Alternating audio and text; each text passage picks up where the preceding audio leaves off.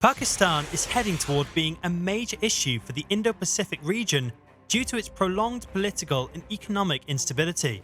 Its political unrest and potential economic collapse might have far-reaching effects, as seen by its current conflict with India and its function as China's regional pawn.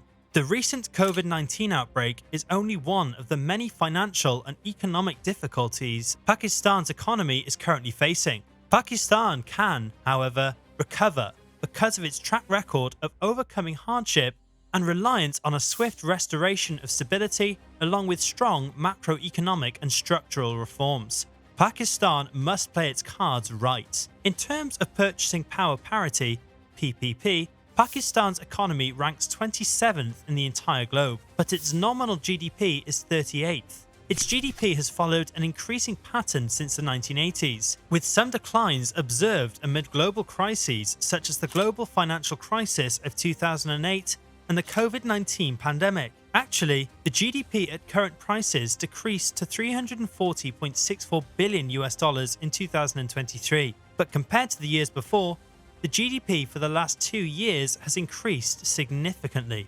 Pakistan's economy has historically been semi-industrialized, with growth centers alongside the Indus River and agriculture accounting for the majority of GDP. In 2022, agriculture contributed around 22.35% of the GDP of Pakistan. 20.42% came from the industry, and over half of the economy's contribution to GDP came from the services sector. Seems like the service sector is riding high. To be fair, the primary sector was the foundation of practically every economy at first. The same is true for Pakistan, which has moved the generation of more than half of its yearly GDP to services, even though it is not yet regarded as a developed country. Nevertheless, the primary sector continues to be vital to the nation. It still contributes more than 5% of GDP and employs nearly half of Pakistan's labour force. Because there is an abundance of fertile land in Pakistan, most people reside in rural areas where they grow and sell commodities like rice, wheat, cotton, and sugarcane that are also exported to other nations. In addition, it has a big population, most of whom are young, which is why it's considered as a consumption-based economy. The country's three main engines are exports, investment, and consumption, with exports being the main force behind economic expansion. The foundation of the nation's economic administration is liberalization, which includes deregulation, economic restructuring, and the privatization of state-owned enterprises. The goal is to use investment and innovation to build a competitive economy based on the market. Pakistan is conducting wide-ranging budgetary management initiatives with the goal of cutting non-developmental spending and raising government revenue via tax reforms. They want to rake in the money. If you like this video so far, please consider liking and subscribing to the channel. Pakistan's economy is based primarily on agriculture, with 20% coming from forestry, fishery, and agriculture, especially cotton. The country also has significant natural gas deposits. As of January 2013, proved gas reserves were reported to be 600 billion cubic meters. Beginning in the 1950s, industry expanded quickly. The economy has grown as a result of several 5-year programs. From the 1960s, protectionist measures were established, which was followed by nationalizations in the 1970s, and from 1988, fostering of private business and privatization of state-owned banks and manufacturing companies. They must save the day. No? The economy slowed in the latter 1990s, with a growing trade imbalance and substantial external debt, following years of robust development. The Sharif government launched an economic revitalization campaign in March 1997, with the goals of increasing exports, lowering inflation, creating jobs, and expanding the tax base. At the time, there were only 1 million income taxpayers, most of whom were from the urban middle class. Approved in October 1997, the IMF delayed its structural adjustment program in May 1999 until economic transformation progressed more quickly.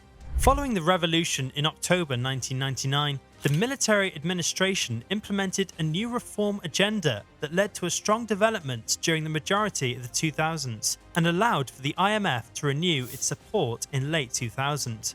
The civilian government pursued this agenda starting in November 2002, prioritizing smaller businesses, oil and gas exploration, agriculture, and computer software development. It also featured the resumption of privatization. The economy grew 6.6% annually between 2004 and 2008, but in 2008 it slowed to 1.7% annually due to the global recession and collapse of world demand. It recovered in 2009, and between 2009 and 2014 it was generally strong, averaging 2.5 to 4% annually, despite the devastating floods that began in July 2010 and caused significant disruptions to the nation's economic activity, which resulted in a slight slowdown in growth in 2010 to 2011. Recently, the economy contracted again as a result of the coronavirus pandemic. Seems like things are going out of the whack there. Fuel shortages have become a recurring issue in Pakistan, where an overloaded electrical system frequently collapses. This was the case in January 2023,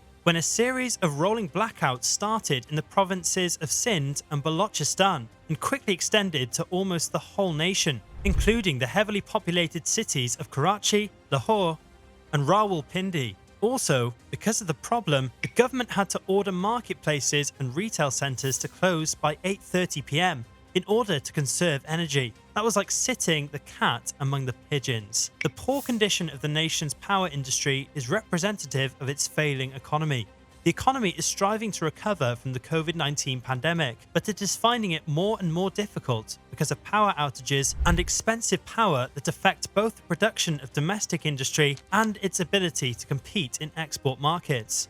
Do you know what else can be the root cause of this problem? The goal of Europe's drive to stop using Russian petroleum is to hold Moscow accountable for its invasion of Ukraine. Thousands of miles away from the fighting, it is inflicting chaos and drowning Pakistan in darkness. As a result, the price of fuel has surged, making electricity unaffordable for the struggling Pakistan. In addition, Pakistan routinely experiences power outages as a result of a lack of funding for the country's outdated infrastructure. In light of declining foreign exchange reserves and one of the most severe financial crises Pakistan has seen in recent memory, the country's industrial output and household standard of life will deteriorate even more if it can't resolve the electricity issue. The country's electricity sector faces significant structural and financial difficulties that must be addressed in order to find a long-term solution to power outages. In order to bring the gaps in supply and demand and meet the growing demand brought on by population growth and economic activity, the transmission and distribution system requires further investment. Unfortunately, Pakistan's current financial state prevents it from making investments in electricity infrastructure. They must be in dire straits now. You must be wondering what Pakistan should do, not just to solve the power outage issue, but its economic problems as a whole. Pakistan has to deal with its shortages of human capital first. The country's infant mortality rate is 7% before the age of 5, which is far higher than the rate in similar nations. Growth retardation affects 40% of children under the age of 5, and the percentage rises to almost 50% in less affluent areas. It's possible to cut stunting rates in half within 10 years, but doing so will necessitate moving away from the conventional emphasis on nutrition and health and toward expanding access to clean water and sanitation, birth spacing services, and better living and hygiene conditions. They must jump through hoops, right? In Pakistan, more than 40% of children under 5 suffer from stunting, although the average for South Asia is 31%. Stunting is most directly linked to physical and mental growth and development of the brain, which can have long-term effects on a child's health and capacity to lead a satisfying life. Individuals and nations are affected by this in ways that last a lifetime, even across generations. Pakistan has to create additional fiscal space in order to support improvements in the delivery of services and the development of human resources. For many years, tax collection has stayed at a pitiful 10% of GDP. The nation failed to increase its tax to GDP ratio to the 15% of GDP that developing nations have, even with a large revenue potential. Moreover, reducing compliance costs and eliminating costly tax exemptions might soon result in additional revenues equal to roughly 3% of GDP. In addition, Under-taxed industries like retail, real estate, and agriculture may generate more money at the provincial and local stages, ultimately boosting GDP by an additional 3%. By managing public resources more effectively, expenditures could be reduced. Public businesses that are losing money should mostly be privatized. Reduced subsidies for energy and agriculture that are ill-targeted should safeguard the most vulnerable.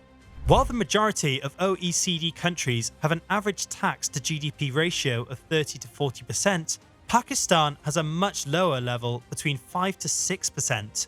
Pakistan ought to aim for a more open and flexible economy. Present policies hinder productivity growth while distorting markets to the advantage of a select few. High tariffs and frequent currency overvaluation cause businesses to concentrate on home markets, which discourages exports. Both a difficult business climate and a substantial government involvement in contested areas discourage investment. This issue shouldn't be left hanging in the air for that long.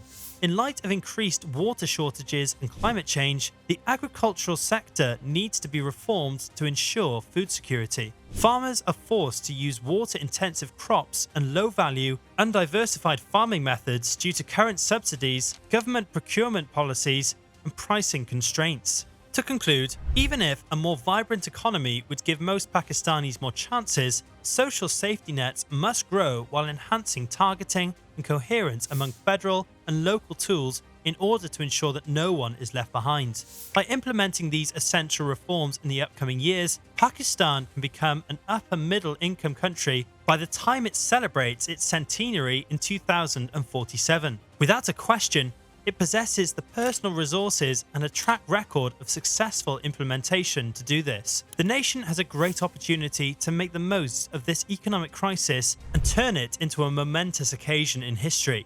2024 may be considered Pakistan's moment if they are able to break the back of the beast. Thanks for watching till the end. If you enjoyed this video, make sure to hit the like and subscribe buttons to receive more content. See you in the next video.